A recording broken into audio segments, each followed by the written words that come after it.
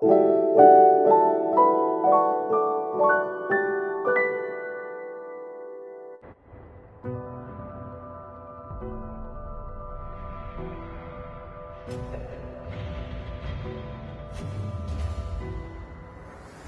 episode 3 lalu, saat Nocaki sedang menerbangkan layang-layang, kakinya terpeleset saat ingin mengambil layang-layangnya yang tersangkut. Saat itulah sebuah tangan menolongnya, dan ternyata itu adalah pengacara Shibek. Kencangnya tarikan tangan Shibek pada Nocaki malah membuat wanita itu tak sengaja membentukkan kepalanya, membuat Shibek terjatuh dan pingsan. Melihat itu, Chaki terlihat kebingungan dan berusaha membangunkan pengacara Shibek. Tak berapa lama, Shibek terbangun. Ia terlihat seperti orang yang kehilangan ingatan. Ia bahkan tak tahu namanya sendiri dan mengapa ia berada di sana. Chaki semakin bingung. Namun semua itu hanyalah gurauan pengacara Shibek, membuat Chaki tak percaya bahwa Shibek bercanda di situasi seperti itu. Chaki malah tersenyum senang meski melihat darah yang keluar dari hidung Shibek. Setelah keadaan sudah sedikit tenang, Chaki lantas menginterogasi Shibek bagaimana ia bisa berada di sana pada jam seperti itu. Awalnya Shibek tidak mengaku, namun akhirnya ia mengakui segalanya, bahwa sebenarnya rumahnya berada tepat di samping rumah Chaki. Tentu saja Chaki terkejut bukan main. Ia tak menyangka bahwa Shibek tinggal begitu dekat dengan rumahnya. Ia hanya tak mengerti mengapa saat kemarin Shibek mengantarkan pulang harus berbalik lagi berputar arah padahal rumahnya begitu dekat. Shibek lantas mengatakan bahwa ia tak suka berada dalam satu mobil bersama Chaki. Chaki berpikir bahwa Shibek pasti membencinya. Namun Shibek berusaha menjelaskan bahwa ia tak membenci Chaki. Tepat sebelum Shibek selesai bicara, Chaki sudah menyalanya dan menyuruhnya untuk pulang. Pagi harinya, saat Shibek akan berangkat bekerja, Chaki tiba-tiba mengejutkannya. Ia kembali meminta penjelasan mengapa Shibek membencinya. Shibek terlihat gugup dan mencoba mencari alasan, tapi Chaki tak ingin tahu. Ia bahkan mengatakan bahwa ia mengenal lebih banyak orang yang membencinya daripada menyukainya.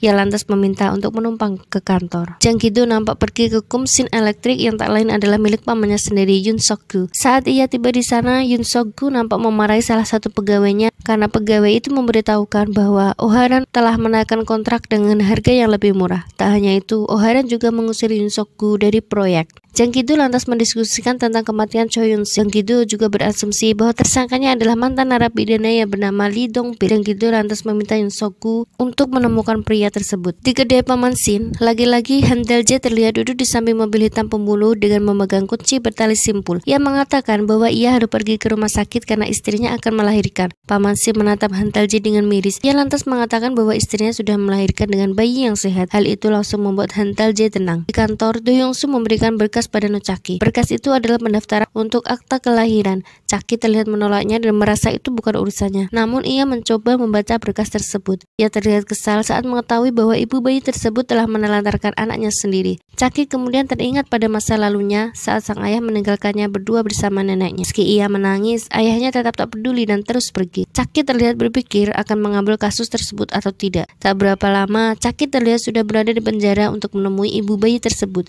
Ia menatap wanita yang bernama Lee Yoo-jin itu tidak percaya karena Lee Yoo-jin masih sangat muda. Ia tampak melampiaskan kekesalannya pada Lee Yoo-jin karena telah menelantarkan anaknya. Lee Yoo-jin lantas menjelaskan bahwa saat ia hamil, kekasihnya tak ingin bertanggung jawab. Ia ingin merawat bayi itu karena itulah ia melahirkannya. Namun saat bayi itu lahir, ia bahkan tak tahu harus bagaimana. Ibunya telah lama pergi meninggalkannya karena sang ayah selalu memukulinya. Karena itulah ia membuangnya begitu saja. Chaki mengatakan bahwa ia tak bisa melepaskannya dari tuntutan. Ia juga meminta Lee Yoo-jin untuk menjalani hukuman. Ia akan meminta hakim untuk membuat kekasihnya bertanggung jawab. Chaki lantas menelpon pusat kesejahteraan anak dan mengatakan akan melaporkan kelahiran bayi tersebut. Chaki semakin bersyukur karena ada orang tua yang ingin mengadopsi bayi tersebut. Ia lantas meminta Lee Yoo-jin untuk mengisi data dirinya lalu pergi ke kantor catatan sipil. Setelah itu, ia pergi ke rumah sakit untuk mendapatkan izin dari dokternya. Di sana ia menunggu begitu lama. Ia bahkan tak sempat untuk makan siang. Sore harinya, Chaki pergi ke pusat layanan publik Jongha sebagai langkah terakhir. Ia diminta untuk mengisi data-data bayi tersebut. Ia bahkan lupa untuk bertanya pada Lee Yoo-jin nama bayi itu. Chaki lantas memberikan nama Lee Soo-ho padanya. Setelah semua selesai, ia nampak tersenyum senang. Ia tak menyangka akan melakukan hal seperti itu juga dalam hidupnya. Hari berikutnya, Chaki telah siap berjalan ke kantor. Ia terlihat menelpon Pak Byung-chae dan menyombongkan apa yang ia lakukan kemarin. Namun reporter itu tak peduli, membuat Chucky kesal. Di saat itu muncul nenek-nenek yang sering berbicara pada si Beck. Nenek itu tahu bahwa Chucky sedang menunggu si Beck, lalu memberitahukan bahwa si Beck telah berangkat. Hal yang paling mengejutkan adalah saat nenek itu menanyakan padanya kapan ia akan menikah dengan si Beck. Chucky lantas terlihat tak mengerti, lalu menelpon si Beck dan berusaha memarahinya. Si Beck terlihat menaiki sebuah mobil dengan kecepatan tinggi sambil menjawab telepon dari Chucky. Tak berapa lama si Beck sampai pada sebuah kafe. Ia tampak kesal saat melihat seorang pria yang duduk bersama dengan seorang siswa. Tak hanya itu, pria itu terlihat memegang tangan siswa itu, bahkan juga merayunya. Si Beck lantas menendang spion mobil pria itu hingga membuat pria itu marah. Si Beck lalu menemui pria itu dan memukulinya hingga berdarah. Di tempat golf, Yoon So-gun mendapat laporan dari pegawainya bahwa Lee Dong-bil telah meninggal. Setelah itu, ia juga menghina seorang staf golf dan mengatakan bahwa wajahnya yang jelek. Selain itu, ia bahkan sengaja menembak bola golf ke arah wajah wanita itu hingga membuat wajah wanita itu terluka. Ia kemudian mendapat telepon dari kantor polisi bahwa putranya sedang berada di sana. Dan itulah pria yang si Beck pukul tadi yang bernama Yoon Do-chang. Chucky tiba di kantor polisi dengan tergesa. Ia tampak khawatir dengan si Beck, tapi ia merasa lega karena si Beck baik-baik saja. Si Beck lantas meminta Chucky untuk menjemput Park Jong-woo, siswa yang telah ia tolong tadi, untuk dibawa ke rumahnya sementara si Beck menyelesaikan urusannya di kantor polisi. Malam harinya, Chucky terlihat menunggu si Beck pulang. Ia lantas menanyakan tentang kelanjutan kasus penyerangan tersebut. Chucky kecewa saat Yoon Do-chang memilih berdamai dengan si Beck. Lalu si Beck meminta Chucky untuk menggantikannya menjadi pengacara Junwoo, lebih tepatnya kasus ibunya. Karena ia sudah melakukan kekerasan pada Yoon Do-chang, membuatnya tak bisa menjadi pengacara Junwoo lagi. Chucky langsung menolak, tapi si Beck bersikeras ingin Chucky mengambil kasusnya. Namun Chucky sekali lagi tetap menolak. Pagi harinya, Junwoo nampak berada di kantor bersama sang ibu. Ternyata ibunya merupakan penderita tunarungu dan tak dapat berbicara. Chucky yang menolak kasus itu tak mau tahu.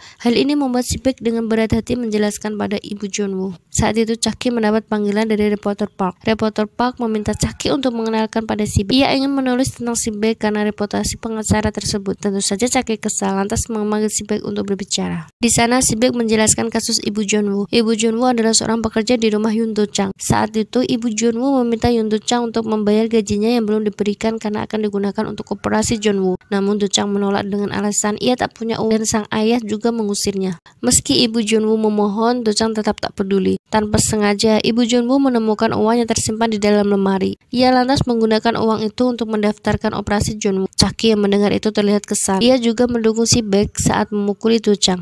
Si Beck juga menjelaskan bahwa Do-chang memilih berdamai karena takut ayahnya akan tahu. Jika ayahnya tahu, maka ayahnya akan memukulinya. Chucky kemudian memilih untuk mengambil kasus tersebut. Ia kemudian meminta pendapat si Beck bagaimana menangani kasus tersebut. Rencana si Beck adalah meminta jaksa untuk merubah dakwaan. Tentu saja Chucky menolak, hanya orang gila yang berani melakukan hal itu. Di akhir diskusi, Chucky tetap tak ingin melakukannya. Junwoo dan ibunya lantas pamit pergi. Chucky tetap mengatakan bahwa ia tak akan menjadi pengacara Junwoo. Namun keesokan harinya, tak disangka Chucky datang ke pengadilan untuk menjadi pengacara ibunya Junwoo. Ia lantas kembali menegaskan bahwa ia hanya akan membela ibu Junwoo tanpa meminta jaksa untuk mengubah dakwaan. Si Beck mengerti dan tersenyum, dan itu pertama kalinya si Beck tersenyum membuat Chucky risih. Sidang dimulai. Chucky mulai menjelaskan tentang kasus itu. Chucky tidak meminta hakim untuk mengampuni pencurian yang dilakukan ibu Junwoo. Ia hanya meminta mempertimbangkannya karena ibu Junwoo melakukan itu untuk biaya operasi. Jaksa kemudian menimpali bahwa ibu Junwoo tidak melakukan pencurian sekali saja. Ini adalah pencuriannya yang ketiga kali. Dulu ibu Junwoo pernah mencuri susu dan mencuri uang 100.000 untuk membawa Junwoo ke rumah sakit. Chucky tetap meminta hakim untuk mempertimbangkan kondisi ibu Junwoo yang tunarungu dan tanpa suami. Jaksa tak ingin kalah. Ia berkata, setiap kali ibu Junwoo melakukan pencurian, tunarungu selalu dijadikan alasan. Akibatnya, ia sekarang melakukan pencurian yang lebih besar. Jaksa juga mengatakan bagaimana jika nanti anaknya juga meniru perbuatan ibunya. Sekali lagi Chucky kembali teringat saat ia masih sekolah. Saat itu ia dituduh mencuri alat musik milik temannya. Berulang kali Chucky mengatakan tidak melakukannya, gurunya tidak peduli. Ia malah memaki Chucky dan neneknya. Saat itu hanya neneknya satu-satunya orang yang mempercayainya. Ia juga ingat bahwa gurunya menyalahkan neneknya karena neneknya lah Chucky berbuat seperti itu. Chucky sudah tidak tahan lagi. Ia lantas meminta hakim untuk mengubah dakwaan. Ia meminta jaksa untuk mendakwanya dengan KUHP, bukan undang-undang hukuman berat. Si Beck yang juga berada di dalam ruangan itu terlihat puas dengan keputusan Chucky untuk mengubah dakwaan. Hakim lantas meminta pengacara dan jaksa untuk mendekat. Ia menjelaskan bahwa hal seperti itu belum pernah terjadi sebelumnya.